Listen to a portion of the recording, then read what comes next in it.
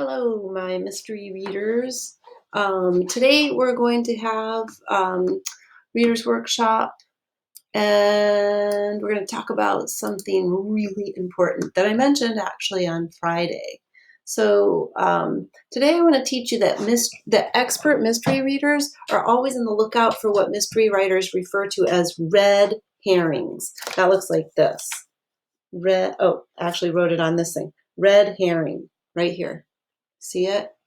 When mystery readers notice a clue, they worry that it might not be a real clue, that it might instead be what's called a red herring. And mystery readers know authors use red herrings to throw readers off the track.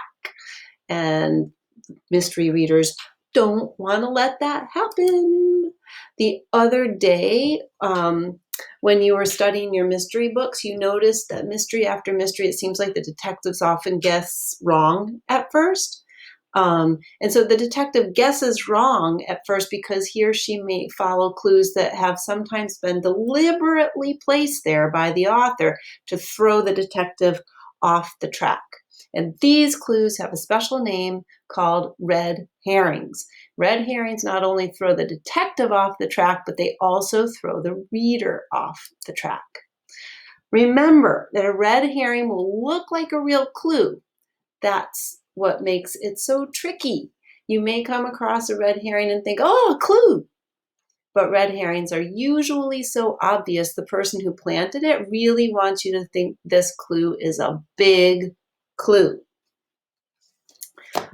So readers, when you were reading your mysteries before, you would notice a clue and think, aha, this shows me who did it. But now that you know how mysteries go, when you come to a clue, you need to think, is this a real clue? Or is it just a red herring? So for now, to get a sense of red herrings, let's look back at the book we read, The Absent Author, and think about times when we were suspicious. Let's look at one clue. So do you remember this? Wallace wrote to Dink, short of being kidnapped, nothing will stop me from coming. At first, we thought that Wallace didn't show up at the book nook because he was kidnapped. Let's reread the whole letter, thinking, was this a real clue or was it a red herring? Was it there on purpose to distract the detective or to distract the readers? So it said, Dear Mr. Duncan, thank you for your kind letter. I'm so impressed that you read all of my books. I've made arrangements to come to the book nook to sign books. I can use part of my time for research. Thank you for your picture. I'm so happy to finally meet one of my most loyal fans. Short of being kidnapped, nothing will stop me from coming. See you soon, Wallace. Well, so who thinks this was a red herring? When Wallace wrote the letter, when Mavis Green wrote it, pretending to be Wallace, she was trying to trick Dink.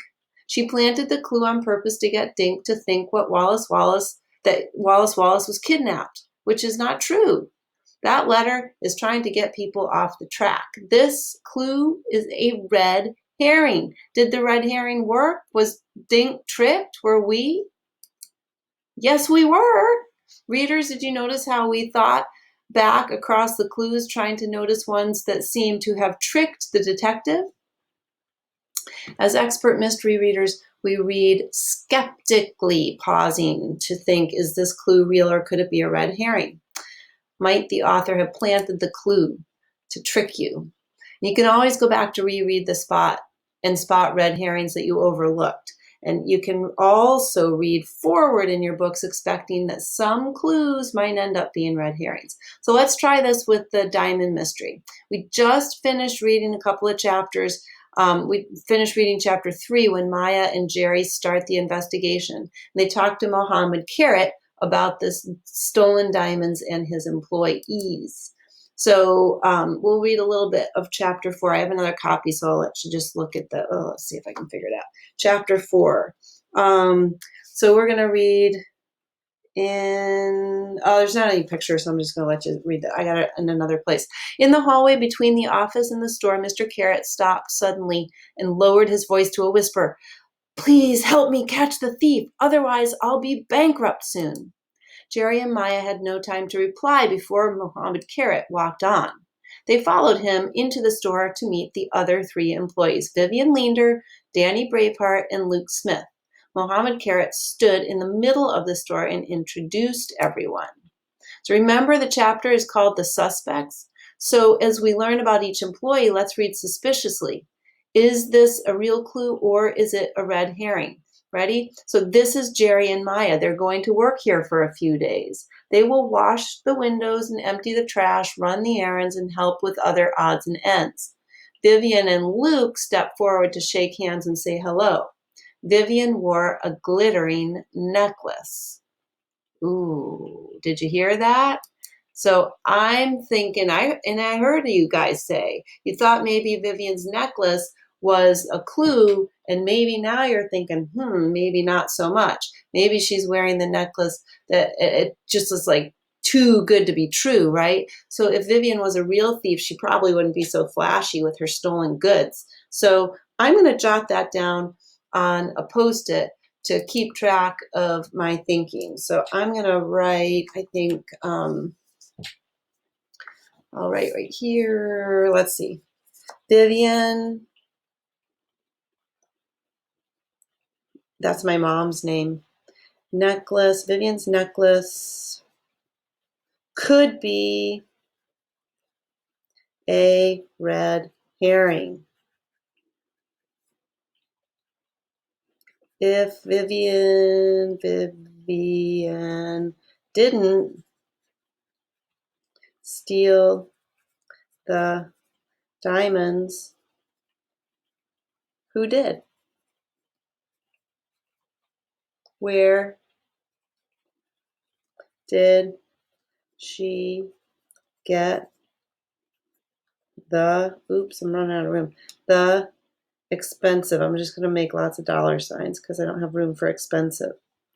Expensive necklace.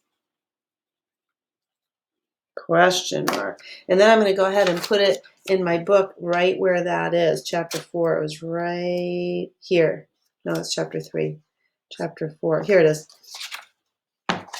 So I'm just going to put this right here like this, so that later on I'll know that this page is super, super important. All right, let's see. So as expert readers of mysteries, you've all been learning to read with a look for list in hand, right? So knowing the things that can be found in most mysteries and working to find those in your mystery as well. So hopefully you've been taking notes so that you can keep track of your mysteries. Today, you'll probably add some new things. So we ask, what's the mystery? Who's the crime solver? You pay attention to clues, you predict, you think about the motives and the opportunities and the action when parts get tricky. And you talk to other people about your mystery, and you pause and retell, and you think about how mysteries go. And now we're going to look out for red herrings. There's so much to think about. So are you ready to go see if you can find red herrings in your book? Yeah, awesome. Have a great time.